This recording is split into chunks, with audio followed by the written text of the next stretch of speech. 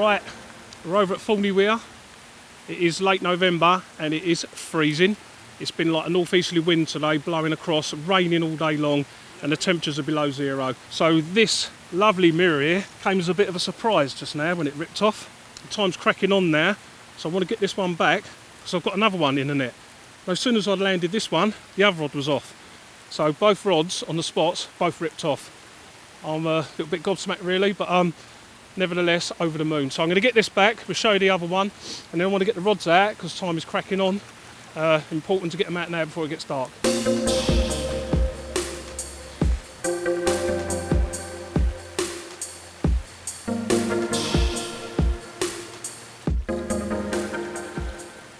Right, this is the second one of the two.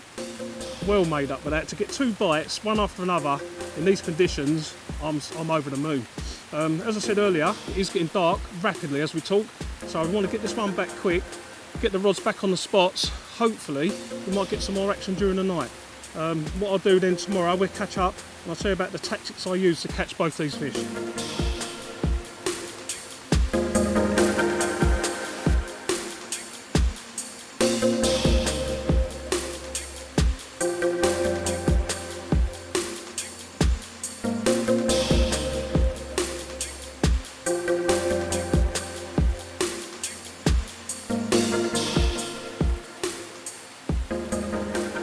Glad that I made the decision to get that rod out bang on just before it got dark, because long and behold we've got ourselves another one. I'd say 23 pound, at least 23 pound.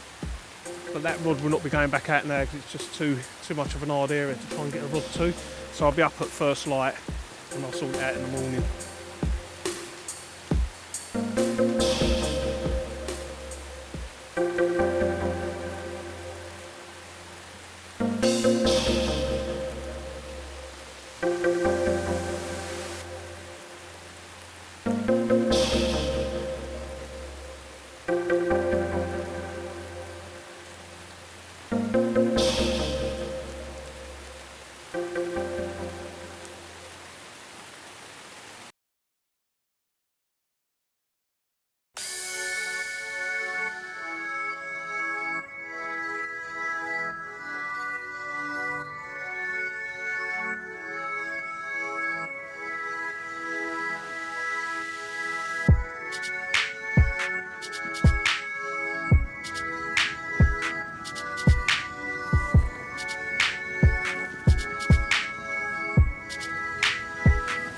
Right, last night I ended up having two bites after dark, and both rods were then redundant because it's a bit too difficult to get them rods back on the spot after dark. So I just zipped up the door and had a good old sleep because the weather was atrocious.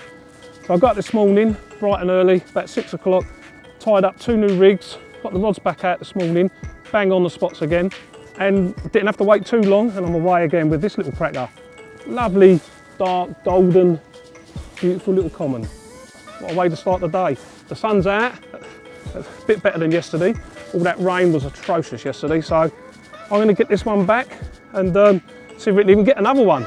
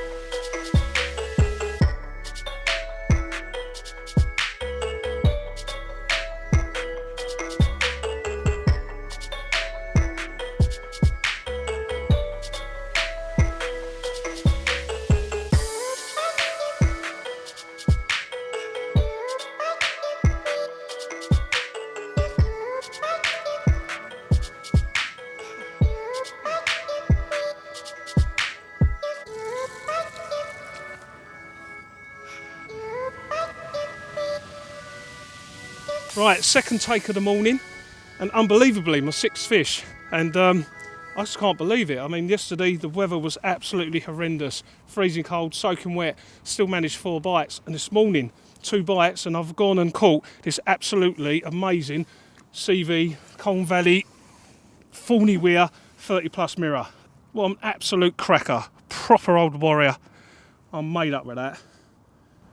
It just goes to show you, when you get it right in the winter, the results are there to take.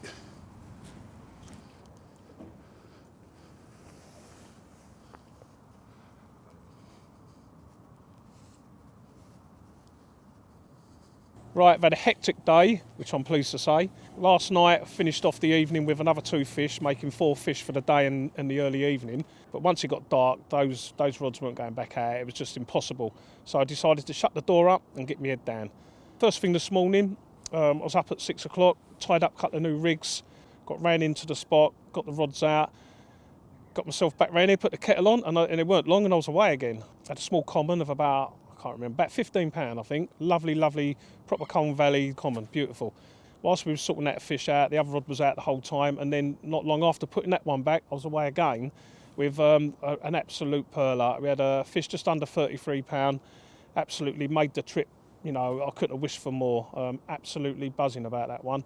And I say, we've just got the rods back out now. We've had a hectic day getting everything sorted, and we've still got a couple of hours of daylight left. Hopefully, there's always a chance of another bite. So now we've got a bit of time on our hands, I'd like to discuss my top 5 tips for winter carping. Right, first one I'd like to discuss is like finding the right venue. You know, we've all get a little bit ambitious sometimes, and we go to these waters full of expectations, and it's just not going to happen, you know. So let's be a little bit realistic when you pick your venues. You know, if you're really going to slog it out on your chosen syndicate water, then that's great. I mean, if you want to get a bend in the rod, you know, try and sort of be a bit optimistic about the waters you pick. Don't be too ambitious. You know, give yourself at least a chance. We're today over on Thorney Weir, and I already know a lot about the fishery. It's a fantastic lake full of carp. There's a lot of carp in here, and it has got really good winter form. Hence, we decided to come here today, and I'm glad we did. Like, you know, before you come, you want to check the latest catch reports. I'm on the social media. I'm checking out Instagram. I'm checking out the Facebook page. Anyone that I know that fished there recently, I'm on them. I want to find out exactly what's going on. I want to be heading in the right direction as soon as I get there. I don't want to waste hours walking around. Before you know it, it's dark and you're chucking them out and you're not happy. You're not fishing as far as I'm concerned. So do your homework. Try and get yourself prepped before you leave home. And when you're driving there, you can think about what you're going to do when you get there, what sort of the part of the lake you want to be checking out. I mean, I'd done my homework before I came. I already know that this area there was a lost fish in this area last week. To my knowledge, there ain't been a fish out for a week. But there was one lost in this area, so it already tells me straight away it's a good starting point. There's a little out of bounds area around to the corner here, and the fish hold up in there. I already know that from years gone by. And on top of that, I spoke to the bailiffs, and a very good pal of mine, Dave, happens to run the place, so I couldn't really put a foot wrong with my information that I was getting, so to speak. I got as much info out of Dave as I could, and I decided to choose to fish towards the out of bounds area where I know the fish do harbour up at this time of year, and thankfully it's produced 6 fish so far. Right, tip number 2, and this is a really, really important one. Be prepared for the conditions that lay ahead. Yesterday here, it was absolutely atrocious. We were soaked. Luckily for me, I brought my wet proofs. I bought a nice warm jacket. I bought my undersuit. I bought a spare hoodie. I bought a body warmer, and I've worn all of it. You know, it's all hanging up, drying everywhere. But without it, I would have been down in the dumps and not happy. You know, and when you feel like that, you're not angling. There's no point in trying to be like, I don't know what this fashion is at times lately, where people are just sort of roughing it underneath a bit of canvas or underneath a ground sheet or something. I don't know what that's all about. I mean, you're not SAS, you're fishermen. You want to go out and be comfortable and enjoy your session. And I'm getting a bit older now, but believe me, I've been through it. I was in the army. I know what it's like to be cold, and I don't want to be cold again, especially when I'm fishing, because when I'm angling, I want to have my wits about me. I want to be on the button. I want to be ready to go. You know, if you're wrapped up in your bag and you're not feeling like getting out because you're too cold, you're wet, you're damp, it's just not on. You ain't going to be fishing to the fullest, you know, to your max, and you may as well not be there. Obviously, before you come, you've done your homework, or you should have done your homework. Try and find out as much information on the lake as you can, how it's fishing and how it's fished in the past days leading up to your session.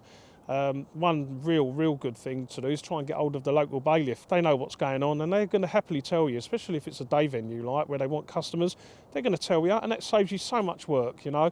You could ask them what the going method is. Are they having zigs? Do they like this? Do they like that? Do they like maggots? You know, there's so much you can ask and so much information that you can get from the bailiffs, from the regulars, without causing too much aggro, like, you know, without driving them mad. So I'd say that is a really good tip, actually. Just try and get local knowledge, especially off the bailiffs. Make the effort, you know, when you're there, don't just set up and pull the door up like I see a lot of them do and just go to sleep or read a book or go on their games or something. You know, you're there to catch a carp at the end of the day. And I always say this to guys on my fishery, like, you know, you're here to make the full use of your time. A lot of people don't get a lot of time. So on these waters, you know, make the effort to get that rod positioned absolutely bang on. Like this session at the minute, it is a tricky spot to get my rods to. But I was prepared, I brought my baiting pole with me and I'm fishing perfectly. Every time I get that rod out there, I'm 100% confident now, especially after having them bites. But that could be the fine line with casting one in the wrong spot every time to using the baiting pole and getting it bang on. So I am sort of being prepared to make the effort and it's caught me carp. So when you get on the lake, you know, think about what you're doing and really try and get the spot bang on, or the particular area that you're trying to fish, get it bang on, you know. From where I am, I wouldn't be able to cast them. Definitely after dark, I can't anyway. And they need placing. They need placing perfectly on the fine line where if I just cast them, I wouldn't be getting the bites. I know that much. So just all I'm saying is just really try and make the effort and hopefully you'll get the rewards. Right, and this is my final tip. Winter fishing is hard. It ain't easy. It's never easy. But, you know, don't beat yourself up about it. Just get out there and enjoy it, you know. You might follow all the things that I've just spoke about, all the tips I've just given you, and you still may not catch. Don't go away disheartened. I've just done 3-4 day sessions on my own lake and drawn a blank. I've come here today, yesterday, and I've caught. So, you know, take every trip that you go on as another step towards your next winter trip where things might all fall into place and you might just catch that one special carp and then the whole thing's been worthwhile. So keep your chins up and enjoy your fishing while you can.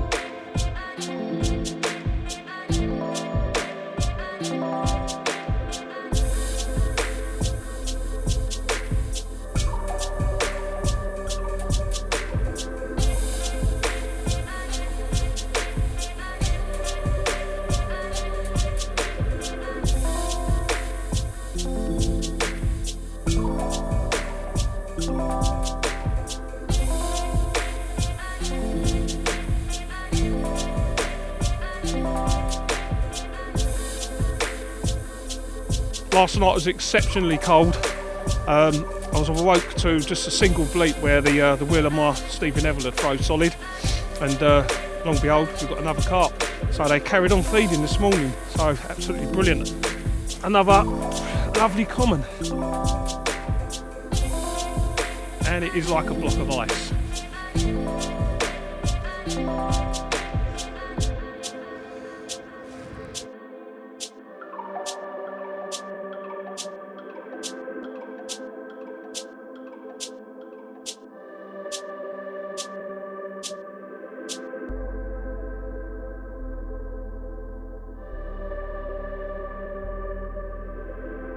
This is the last morning of our 48-hour session and it's been absolutely a blinder. Really enjoyed it.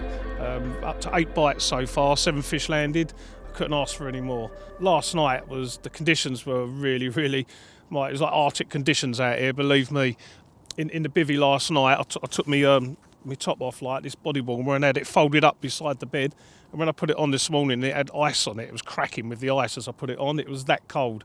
And the reason for me getting up was the take this morning. All I received was a single bleep. The reason why it was only a single bleep was the line was just sliding over the frozen wheel. It was that cold. It was absolutely freezing.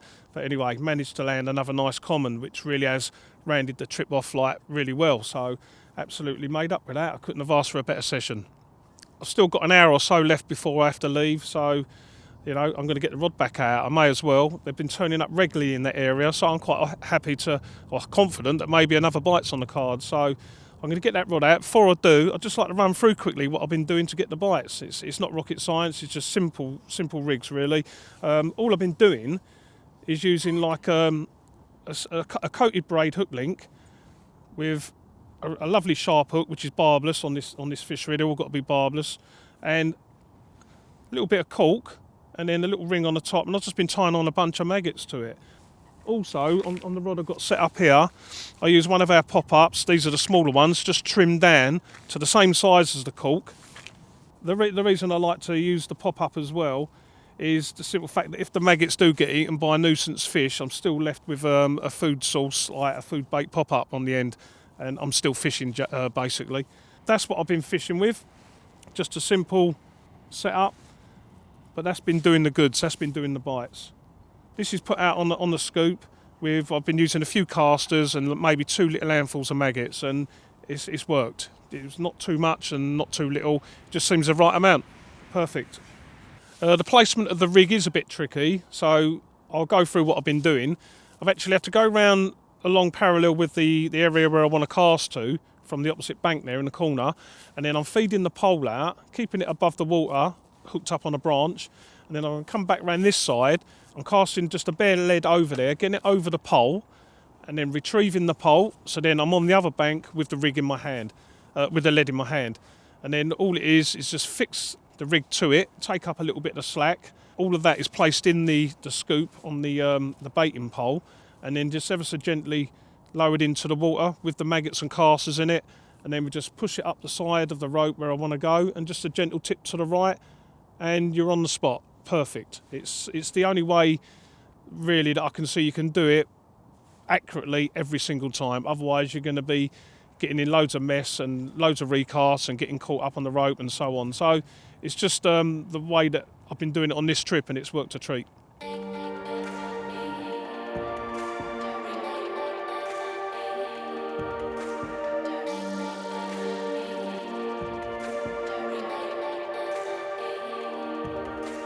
Right, well that sort of just wraps up the session for us. That's 48 hours over on Thorney. What a really good session we had.